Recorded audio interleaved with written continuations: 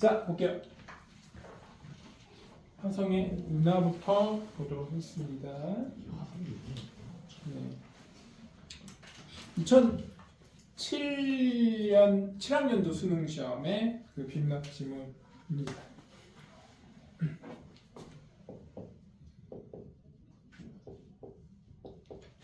운하라고 수능 지문 치고 이게 워낙 옛날 거라서 거의 20년 거의 가까이 지금 된 지문이죠. 자, 일단은 이 지문에서 쓰인 글 전개 방식을 두 가지를 먼저 정리해서 여기 좀 써주도록 할게요.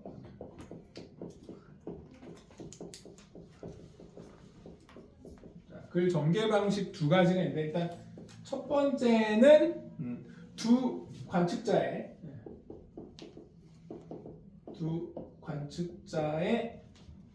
관측법을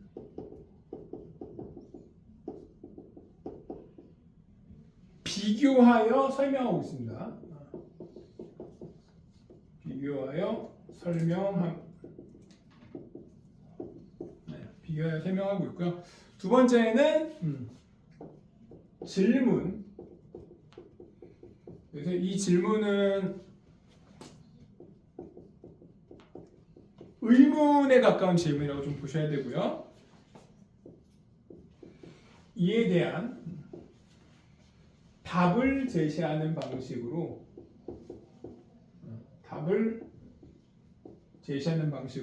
글을 전개시켜 나가고 있어요.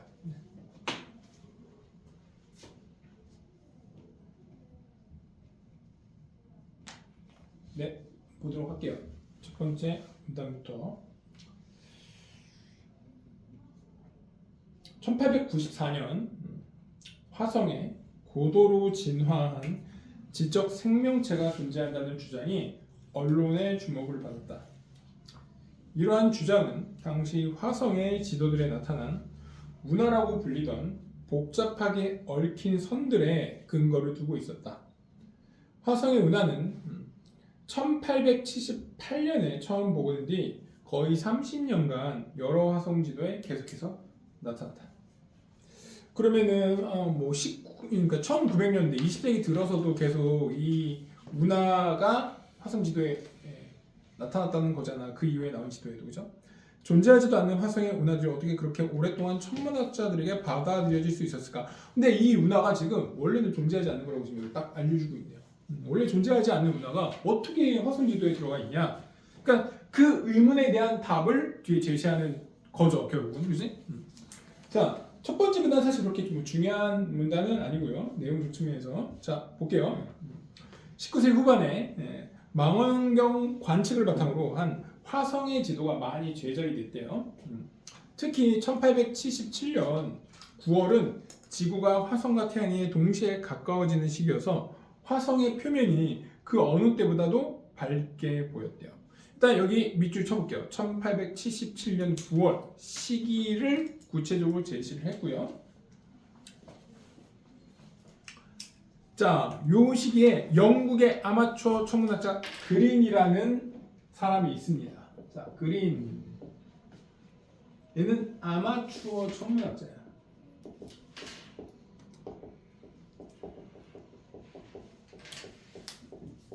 아마추어 천문학자. 자, 여기다 일단 밑줄 쳐봅시다. 영국의 아마추어 천문학자는 자, 번호를 붙여볼 건데 번호. 지금 번호 붙이는 게 뭐냐면 그린의 관측의 특성을 나타내는 요소들이거든요. 자, 첫 번째, 대기가 청명한 포르투갈의 마데이라 섬으로 갔습니다. 이게 첫 번째 특징이에요. 그래서 밑줄 치고 번호 1번 붙여주면 됩니다. 그리고 두 번째 특징, 13인치 반사 망원경을 사용했어요. 이거를 정리를 여기다 한번 좀 해볼게요, 그럼 얘들아. 자, 첫 번째는 대기가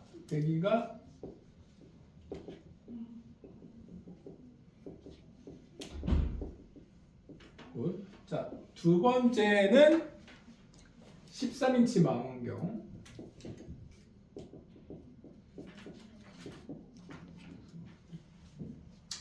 자, 그래서 이걸 사용해서 화성을 보이는 대로 직접 스케치를 했대요. 그리고 그리는 화성 관측 경험이 많았대요. 이게 세 번째죠.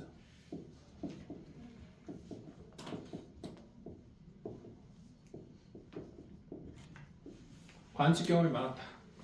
그죠? 자, 많았으므로 이전부터 이루어진 자신의 관측 결과를 참고했다. 여러분, 데이터라는 건 쌓이면 쌓일수록 어떻게 됩니까? 정확도가 올라가고, 그죠?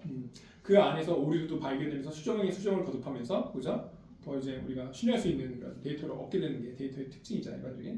자, 그러니까 뭐 계속 예전부터 해왔던 거 참고하고. 그다음 네 번째, 다른 천문학자들의 관측 결과까지 반영합니다.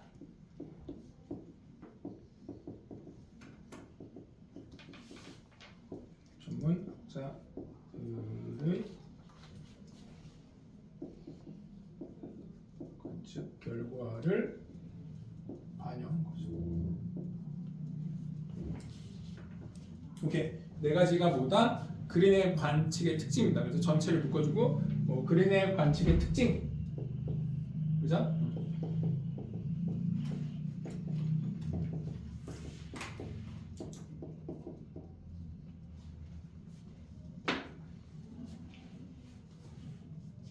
자, 그다음 볼게요. 자, 그런데 이듬해 밑줄 쳐보자. 이듬해니까 언제지? 1878년이 되겠네요. 이탈리아의 천문학자인 스키아팔리의 화성 지도가 나오면서 이 지도의 정확성이 도전받았다. 이 지도가 가리키는 건 뭐지? 그린의 지도를 말하는 거지. 여기다 밑줄 쳐보자. 이듬해 그리고 이탈리아의 천문학자인 스키아팔리의 화성 지도가 나오면서 이 지도의 정확성이 도전받았다. 밑줄 쳐주시기 바랍니다. 요거는 그래, 일단은 이렇게 해보자. 스키아팔리.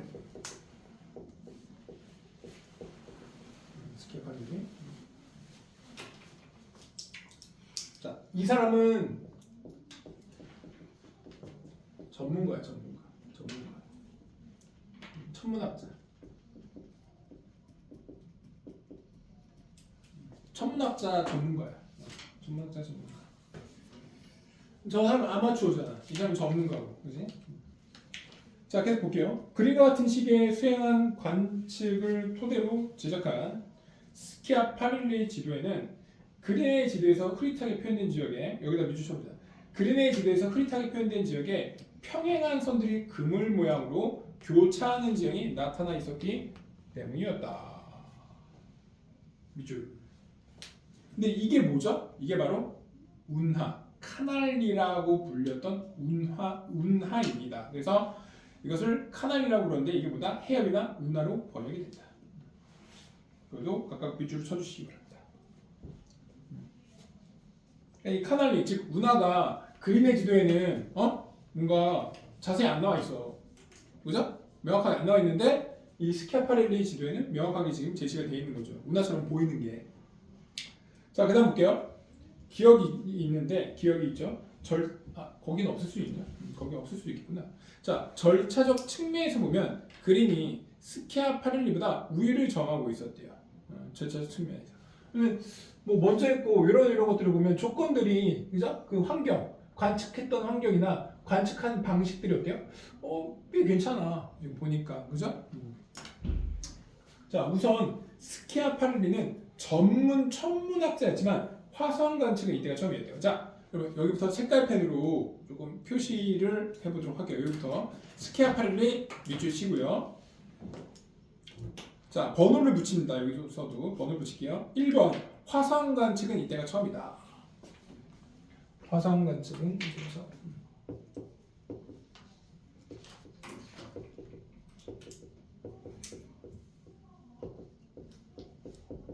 화성 관측이 처음이에요. 그렇죠? 자, 게다가 그는 마데이라 섬보다 대기의 청명도가 떨어지는 자신의 천문대에서 관측을 했대. 2번. 대기의 청명도가 떨어지는 자신의 천문대에서 관측했다. 밑줄치고 2번.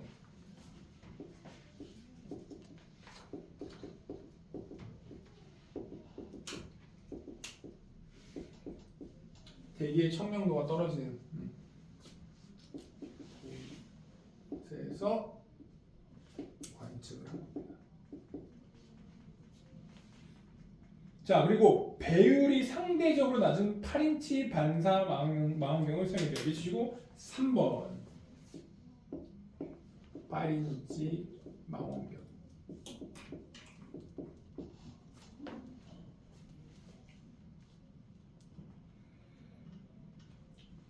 아무래도 배율이 낮으면, 그렇지? 자, 근데 짧은 시간에 특징만을 스케치하고 나중에 기억에 의존해 그것을 정교화했다. 미치시고 4번.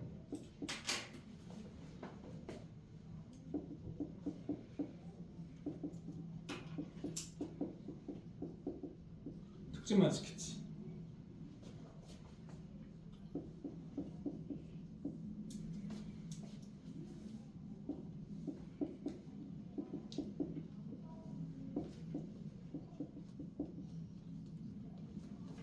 그 다음에 자신만의 관측을 토대로 지도를 제작했다. 5번.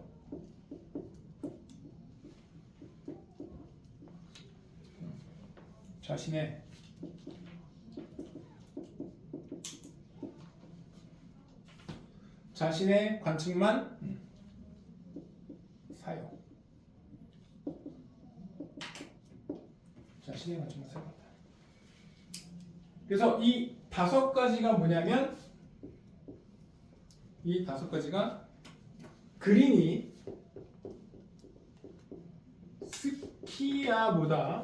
스키야보다라고 할게요.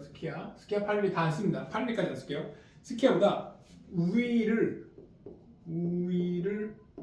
점할 수 있었던 근거. 그린 스키야보다 우위를 점할 수 있었던 근거.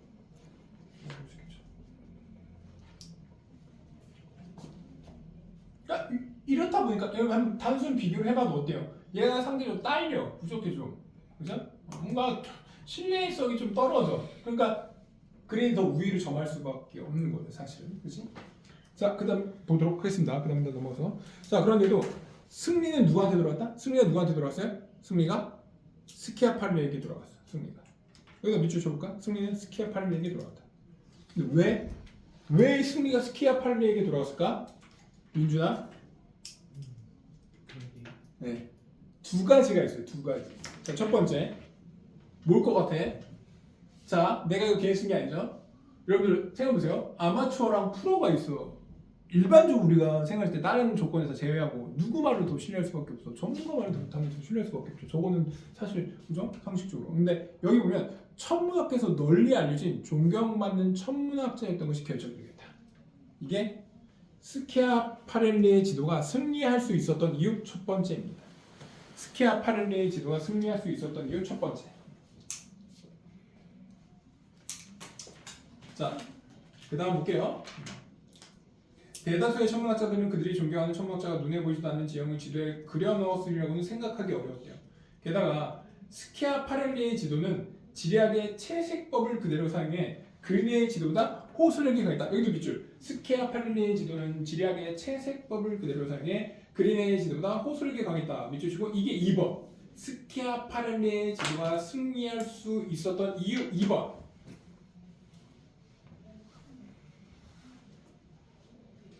오케이. 네.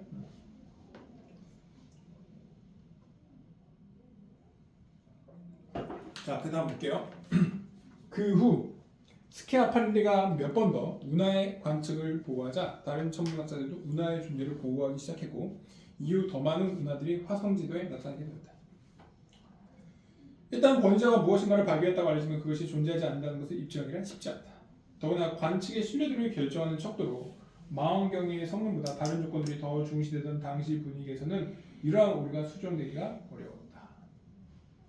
그러니까 마지막 문단에서는 뭐까지 어떤 것까지 제시하고 있죠? 당시 천문학계의 뭐예요? 분위기. 당시 천문학계의 분위기가 어땠어? 어떤 기술적인 성능보다 망원경 같은 기술적 성능보다 그죠? 다른 조건들이 더 중시되었던 거죠. 그게 당시 천문학계의 분위기였다라는 거예요. 그런 것도 여기 지금 지문에 제시가 되어 있다는 겁니다.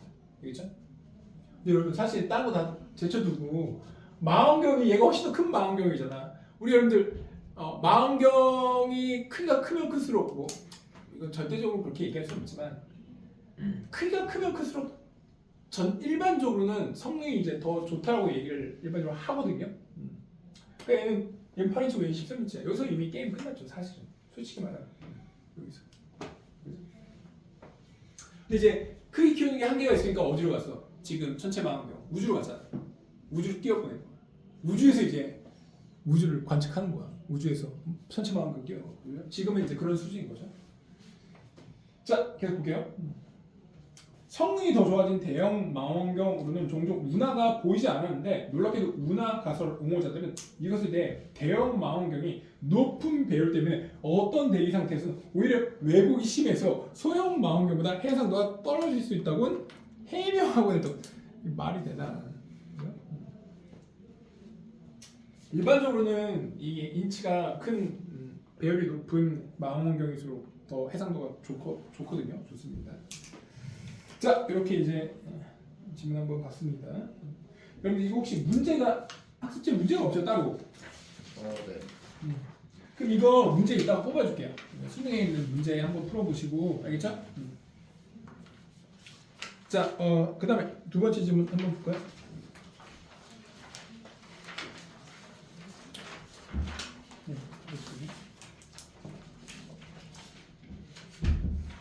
경제 질문인데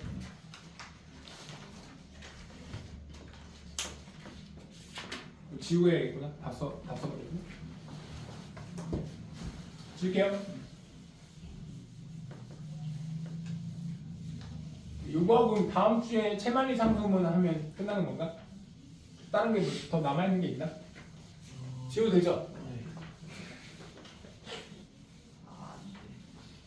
왜? 뭐가 안 돼? 뭐? 안 쓴 사람 있어? 시험법이야. 왜 이렇게 너무 작아? 국어 시험 1점 나왔나요? 국어 시험 1점? 그 다음 그 시험주 목요일이요. 목요일? 아 진짜 아니. 일단 다시 물어볼게요. 국어 시험 1점. 목요일날 아니 두 개. 자. 목요일날 국어 시험이 수요일날 직보를 해야겠네요. 그죠? 아왜 앞에 경제랑 같이 있는 거지? 자, 이거 한번 볼까요? 두 번째 질문. 자, 이건 아직 학교에서 진도 다 안 나갔죠? 아, 다 나갔어? 저는 아직 나간 반 있고 안 나간 반 있고. 견제만 들어갔어요. 아, 이거는 오늘 늦게 저기 갖고 못 나왔겠구나라고 생각을 했는데 다 나간 반이 있구나. 자, 봅시다.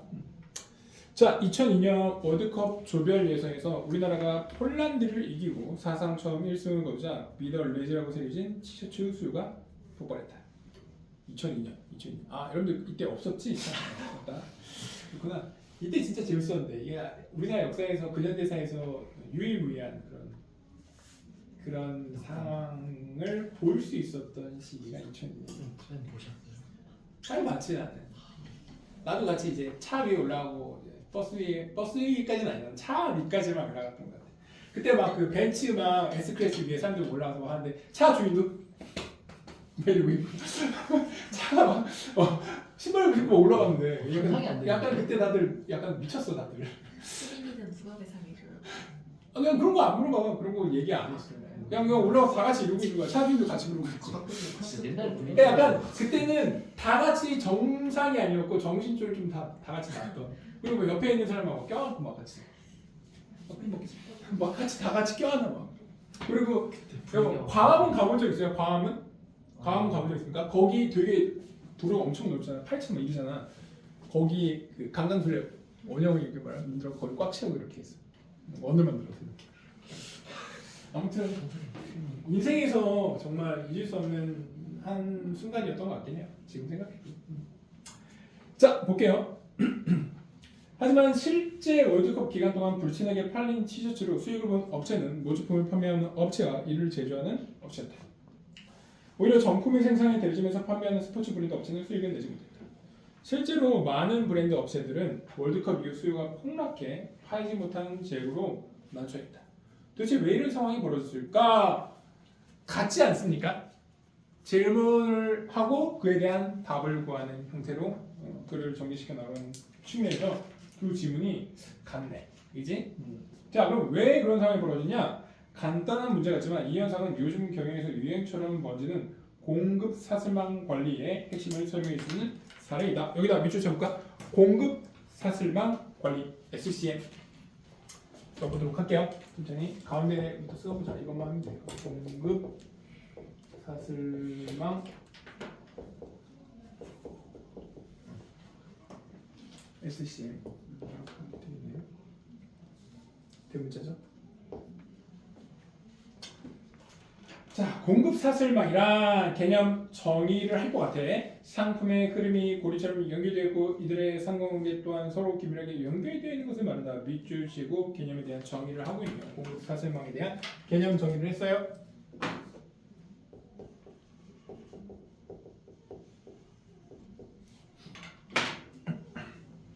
자, 이 현상의 원인을 설명하기 위해서는 공급 사슬망의 채찍 효과를 우선 이해해야 된대요. 여기 색깔표로 밑줄 쳐보자.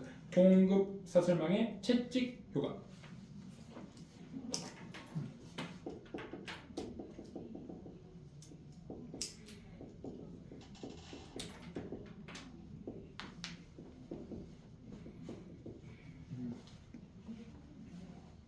자, 그럼 이게 좀 중요할 것 같은데 보자. 아기 기적이라는 상품을 예로 들어보면 예시도 사용했죠. 예시. 상품 특성상 소비자 수요는 일정한데 소매점 및 도매점 주문 수요는 들쑥날쑥했대요. 여기다 색깔펜으로 밑줄 쳐보자. 상품 특성상 소비자 수요는 일정한데 소매점 및 도매점 주문 수요는 들쑥날쑥했다. 이거 한번 좀 이해하고 가면 좋을 것 같은데 얘들아. 자, 왜 기저귀는 소비자 수요가 일정하지? 필요할 때만 돼. 얘들아, 너희 하루에 똥 몇 번 싸니? 정해져 있지 않니? 네. 한 번 보통 싸거나 아니면 이틀에 한 번 싸거나. 혹시 이게 아닌 사람 있나? 막 하루에 두세 번씩 똥을 싼다든지. 그러니까 하루에 똥 싸는 것보다 한 번에 아니면 뭐 좀 잘 안 나오는 사람들 이틀에 한 번이잖아. 그러니까 애기들 똥 싸는 게 정해져 있는 거야. 쉬하는 것도 우리 왜 성인 기준으로 하루에 몇 번 정해져 있잖아. 양도 어느 정도 정해져 있고, 그지? 정해져 있는 거야. 수요가 무슨 말인지 이해가지? 그러니까 소비자 수요는 이건 일정할 수밖에 없어. 그렇다고 뭐 어디서 막 애기들을 뭐 수십만 명, 수백만 명을 외국에서 뭐 이대로나 그런 현상도 없을 거 아니에요. 그러니까 이건 소비자 수요가 일정할 수밖에 없는 거야. 그래서 이 예시를 지금 들어주는 거죠. 근데 왜 소매점 및 도매점 주문 수요는 들쑥날쑥이냐? 이제 우리가 이거 좀 알아봐야 되는 거죠. 자, 그리고 이러한 주문 변동폭은 최종 소비자, 그다음에 소매점, 그다음에 도매점, 제조업체, 원자재, 공급업체로 이어지는 공급 사슬망에서 최종 소비자로부터 멀어질수록 더 증가했다. 여기다 밑줄 쳐보자. 주문 변동폭은 부터 해서 최종 소비자로부터 멀어질수록 더 증가했다. 그러면 어디로 갈수록? 원자재 공급업체로 갈수록 어떻게 된다? 더 증가했다. 주문 변동 폭이 좀 더 심해지는 거야. 오케이? 맞죠? 자, 계속 볼게요. 공급 사슬망에서 이와 같이 수요 변동 폭이 확대되는 현상을 공급 사슬망의 채찍 효과란다. 여기 형광펜 표시 한번 해보자. 수요 변동 폭이 확대되는 현상을 공급 사슬망의 채찍 효과. 아하, 그럼 얘가 뭐야? 수요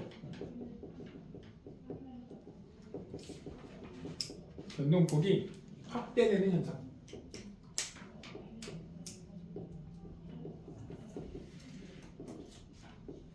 공급 사슬망의 채찍 효과가 중요할 것 같은데 이게 수요 변동폭이 확대되는 현상이네.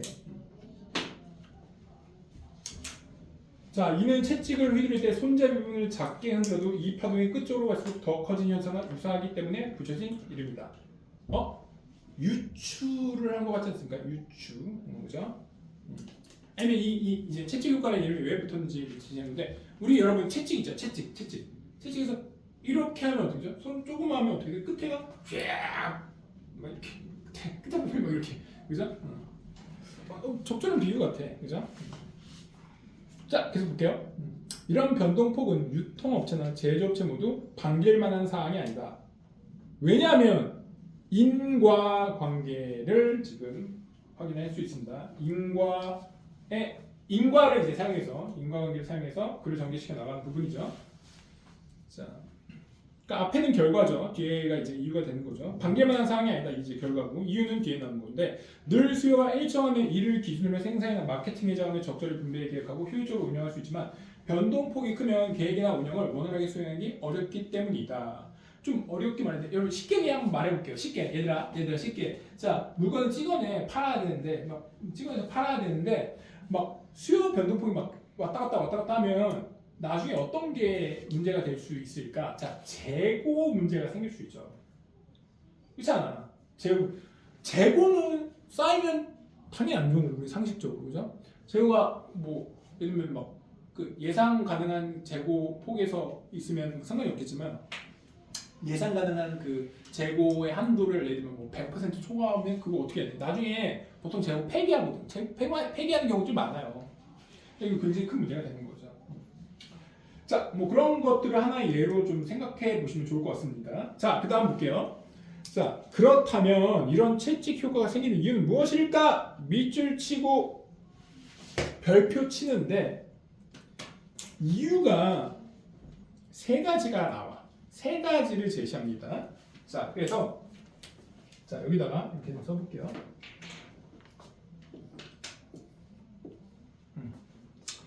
자, 채찍 효과가 생기는 이유.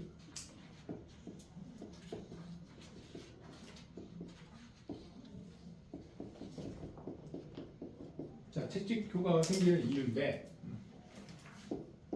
이거 관련해서 그렇죠? 이유가 세 가지가 있거든요. 1, 2, 3. 자, 보자. 여러 가지가 이유가 있지만 첫 번째는 뭐다? 수요의 왜곡. 여기 형광펜을 표시 한번 해볼까? 첫 번째는 수요의 왜곡이다. 수요의 왜곡.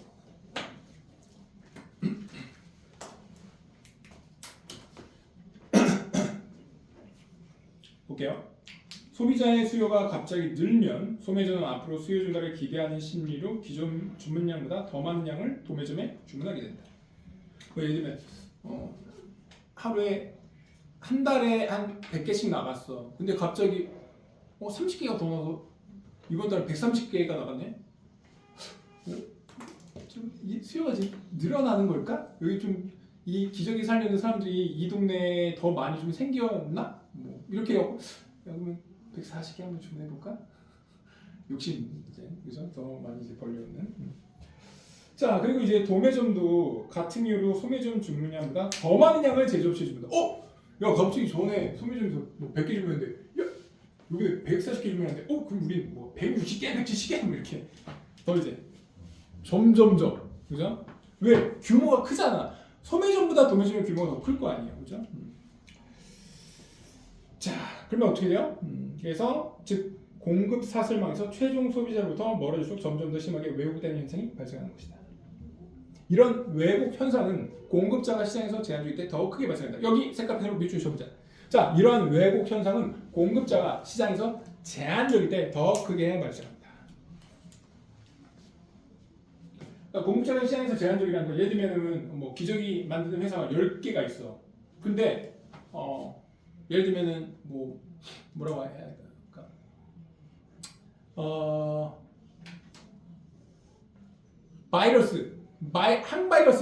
항바이러스 치료제를 만드는 제약회사는 그 특정 항바이러스 제약을 만드는 회사는 두 군데밖에 없어요.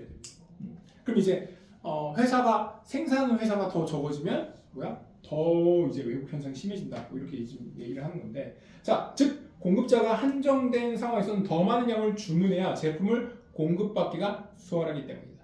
티셔츠를 공급하는 제조업체에서 물량이 한정돼 있으면 한꺼번에 많은 양을 주문하는 도매업체에게 우선권을 주는 것은 당연하다. 자, 우리가 150개 주문할게요. 저기 A 업체는. B 업체는 여기 150개 주문하는데 저희 그러면 200개 주문할게요. 우리 먼저 해주세요. 200개 주문할 테니까. 그래 그럼 200개 먼저 주문하는 소매점에 먼저 우리가 공급해줄게. 당연히 그렇게 되겠죠. 더 많은 돈이 걸려 있으니까, 그지? 자, 결국 물건을 공급받기 위해서 업체들은 경쟁적으로 더 많은 주문을 해 공급을 보장받으려 한다. 이게 뭐다? 결국 수의 왜곡을 발생시키는 거죠. 오케이? 자, 그다음 넘어가보자. 채찍 효과가 일어나는 두 번째 이유. 형광펜 표시 한번 해보자. 두 번째 이유는 뭐죠? 공급 사슬망에서 최종 소비자로부터 멀어질수록 대량 주문 방식을 유효하기 때문이다. 자, 최종 소비자로부터 멀어질수록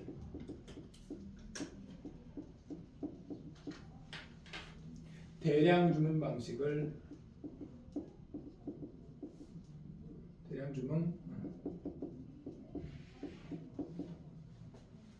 유함.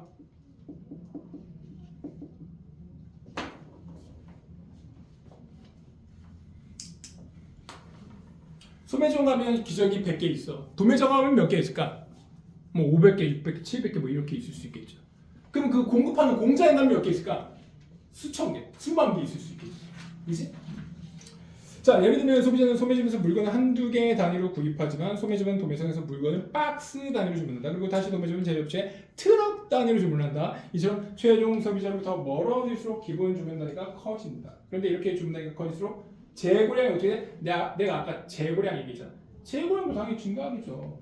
그래서 주문량이 많으면 많을수록 1000개의 10%는 여러분 100개잖아. 그럼 1000개 주문했어. 그럼 재고량 10%라고 하면 거기 그 중에서 이제 100개가 남는 거야. 그럼 10개면 10개 주문은 하나밖에 안 되잖아. 그러니까 주문량이 많고 공급을 많이 받을수록 재고가 동일한 퍼센티지의 재고가 남는다고 했을 때 더 많이 남을 수밖에 없는 거잖아. 자, 계속 봅시다. 그런데 이렇게 주문 단위가 클수록 재고량이 증가하게 되고 재고량 증가는 변화에 민첩하게 대응하지 못하게 하는 원인이 된다. 자, 세 번째 원인. 한번 표시해보자. 주문 발주에서 도착까지의 발주 실행 시간에 의한 시차 때문이다.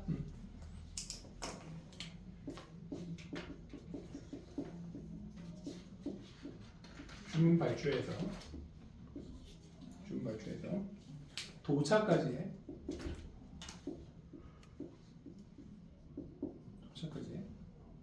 발주 실행 시간.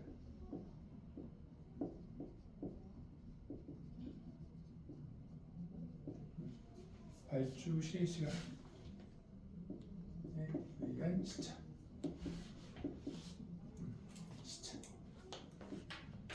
여기서 핵심은 시차가 되죠. 시차가 핵심이 되죠. 시차. 자, 물건을 주문했다고 바로 물건이 도착하지 않는다. 주문을 처리하고 물류가 이동하는 시간이 있기 때문이다.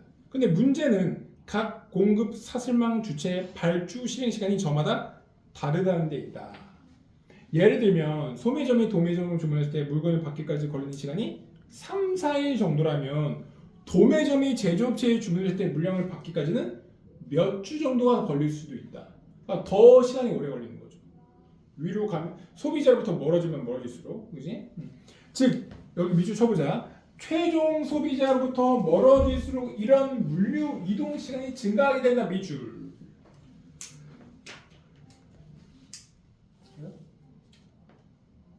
오케이? 그리고 이처럼 발주 실행 시간이 길어지면 주문량이 많아지고 이는 재고량 증가를 이어질 수 있다. 여기도 밑줄. 발주 실행 시간이 길어지면 주문량이 많아지고 재고량도 증가하고. 여러분, 주문량이 많아진다는 건 그 주문한 물건이 나중에 재고로 남게 되는 양도 늘어난다라는 거죠. 그죠? 그러니까 이걸 연계시켜서 같이 이해하고 계셔야 됩니다. 자, 공급 사슬망에서 채찍 효과로 인해 발생하는 재고는 기업 입장에서는 큰 부담이 될 수 있다. 왜냐하면 재고를 쌓아둘 공간을 마련하거나 재고를 손상 없이 관리하는 데 큰 비용이 들기 때문이다. 재고를 쌓아두려면 공간이 있어야 되는데 공간이 어디 그냥 그 공간이 생깁니까 저절로? 그게 아니죠. 그 공간 임대해서 임대 비용을 또 내야 돼. 무슨 말인지 이해 가죠? 그죠?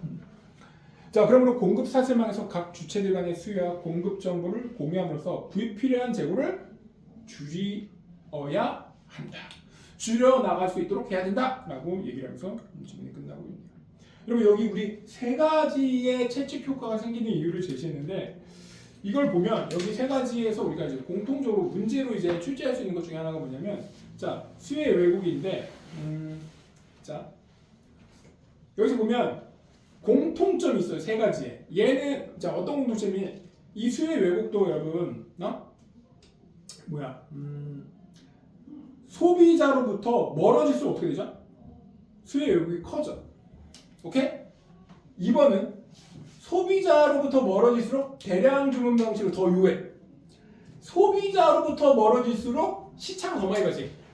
그러니까 이 세 가지의 공통점이 소비자로부터 멀어질수록 왜곡이 커지고 대량 주문 방식을 더 요구하고 시차가 더 커진다는 그런 어떤 공통적인 요소를 공유하고 있는 것들이라고 보시면 됩니다. 세 가지. 알겠죠? 오케이. 자, 질문.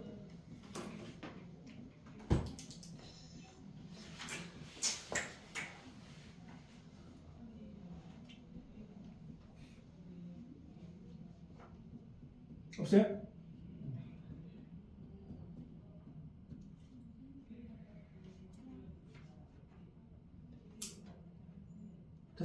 다시 한번 좀 보시고 선생님 요거 그 문제 있는 거 있잖아. 이게 하나는 수능이고 하나는 이제 고1 모의고사에서 출제한 거니까 그거 뽑아줄 테니까 그거 한번 좀 풀어봅시다.